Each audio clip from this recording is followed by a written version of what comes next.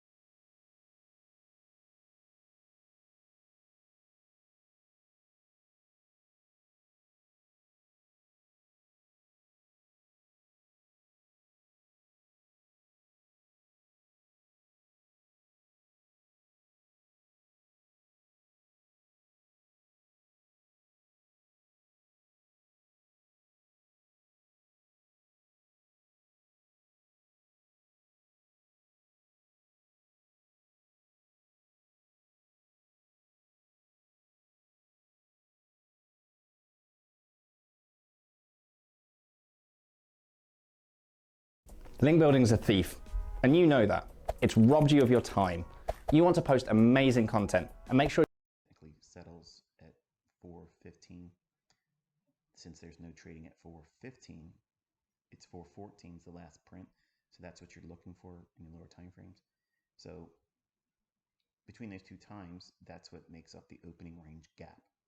Opening range is a 30-minute time interval, so up to 10 o'clock, and that's here. So we still have some time.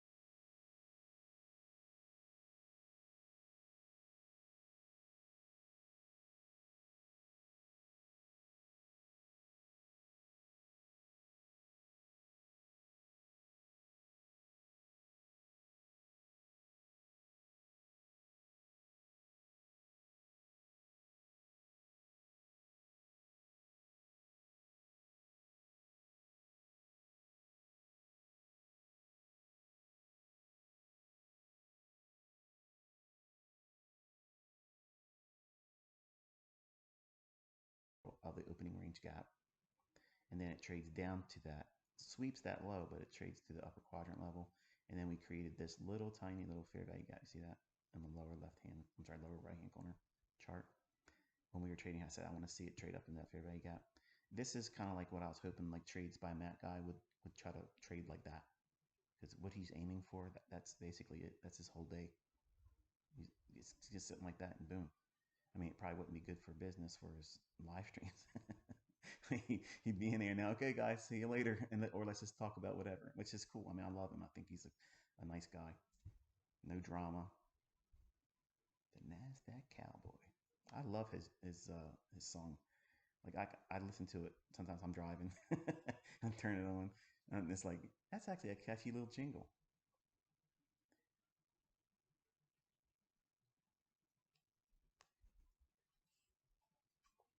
But you'll see on a 15-second chart, if you can find 1 minute, 5 minute buy sell liquidity, and you want to write this part down, because like I said, I'm going to be waiting until we get into either the deeper half of the 950 to 1010 macro before I look for anything, or after 10 o'clock. But we're going to wrap it up at 10:30 this morning, so that way it's a little bit shorter, and I want to kind of keep to that. I know I say that, but I have to force myself to do it because Caleb can't keep up with this while he's working his job. So, but if you, in your notes, you want to write down for fair value gap trading, you can do high frequency trading, and it's not complicated. It's extremely easy. You can do it without a bias, and the only thing you're doing is looking for relative equal highs on a 5 or 1 minute chart. Once you map them out in close proximity to where we're at right now. So what would that look like? Well, you would have, we're going to use the 1 minute chart. Okay, I'm going to maximize this for a moment.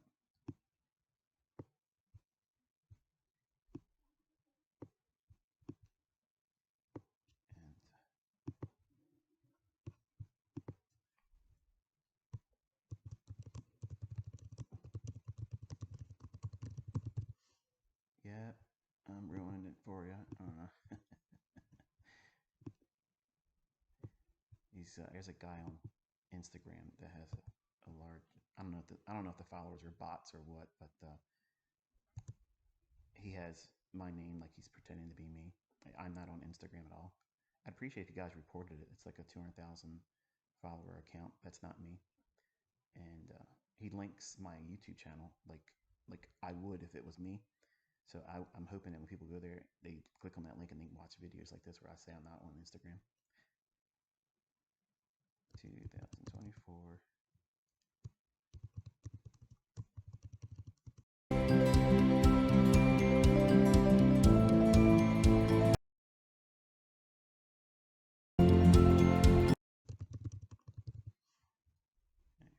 And then we'll do it in black.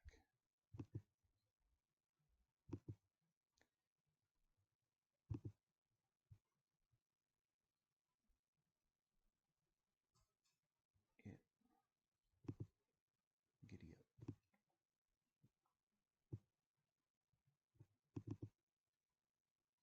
Huh. It doesn't really work well, does it?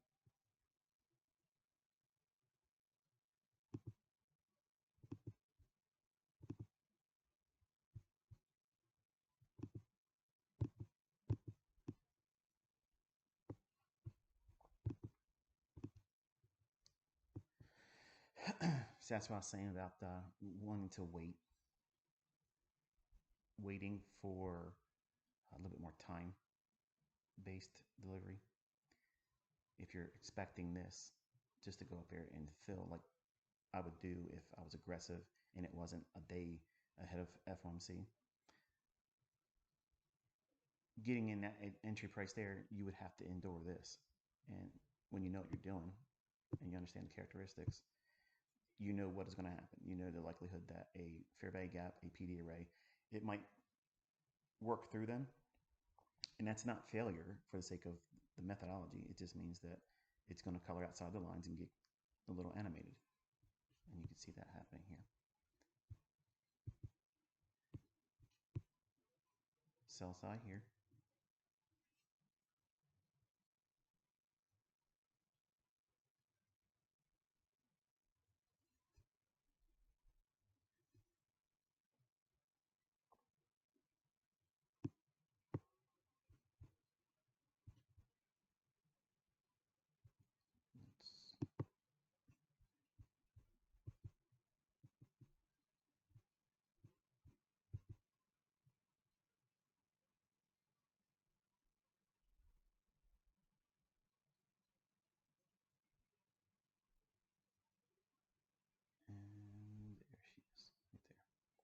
So that would be like a high frequency run to short term, either 5 or 1 minute buy side or sell side liquidity.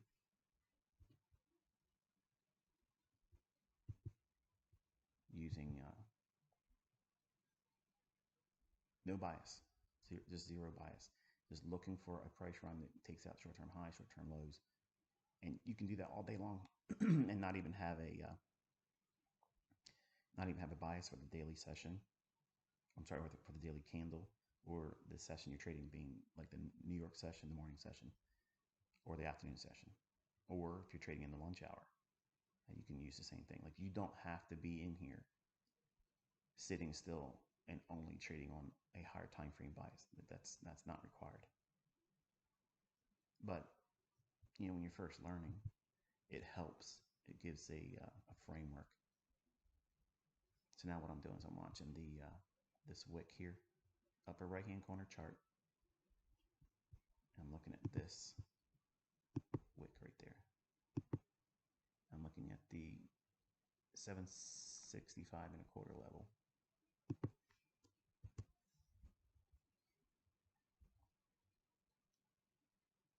Because we traded up into first presented fair value gap there. I know some of you are probably short right now.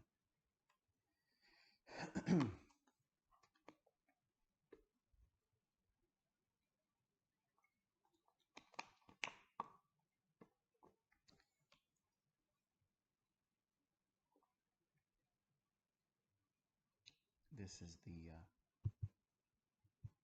mid-gap level down here. Let's do this.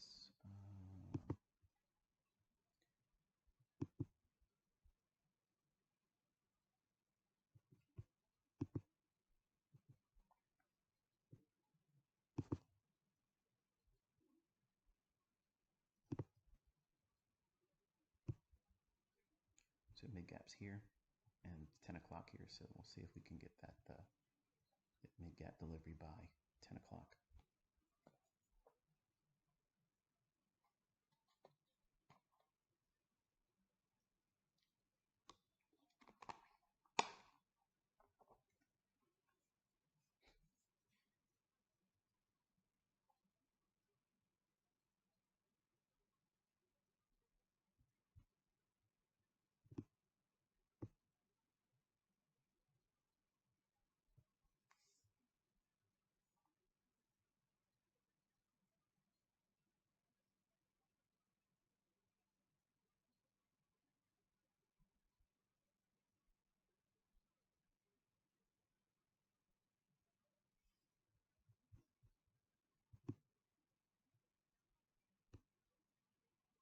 Messing it all up for you guys out there wanting to make copies of these things. Put them on your YouTube channel, and I push a button to get them taken down.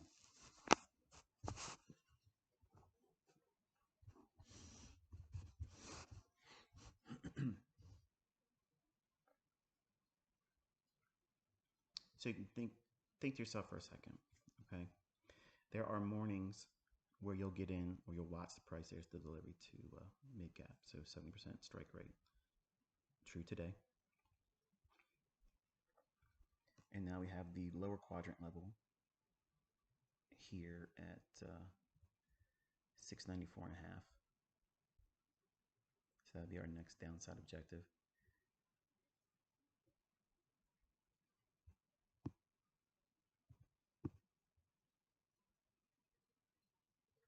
These, for the folks that make these overlays, I don't want to call them an indicator, because they're not really doing anything, like, except for reporting previous price points. They're not manipulating the data. All they're doing is plotting it. That's why I said indicator / overlay. Overlays are a more appropriate term for it, because if you're doing anything to manipulate the data at all, it's not something I would do. So I don't trade with indicators, but if you are making these, or if you're the author of this one, and I'll show you which one this is so you'll recognize it right away. This person here. Target filled. You want these a little bit further away from price. It's too close. It's very distracting for me So I don't know if it's a bothersome thing for anyone else, but you need to have it away. I would prefer having it set up the same way this thing here, the ray. Whenever you put that on your chart,